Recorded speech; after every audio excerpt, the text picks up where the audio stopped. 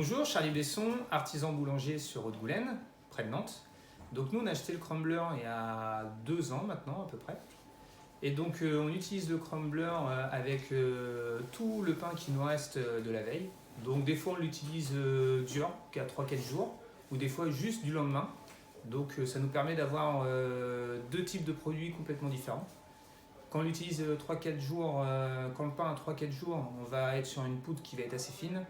Et quand on l'utilise donc la veille, le pain de la veille, eh ben on va avoir des miettes, on va plus avoir des miettes.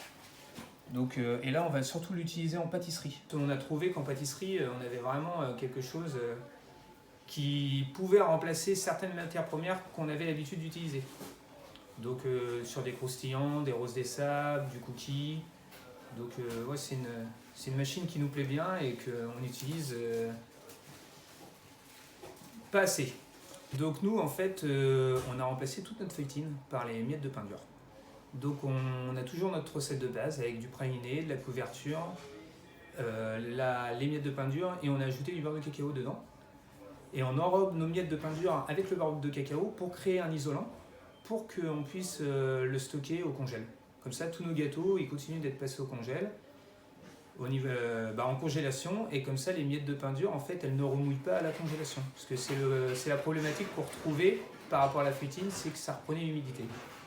Et aussi on l'utilise sur des fonds de tarte. Donc on va faire comme une rose des sables, avec de la couverture, du beurre, un peu de praliné et les miettes de pain dur. Et on va s'en servir comme biscuit recomposé en ajoutant après une crème et un fruit. Nous le rendu final nous va bien.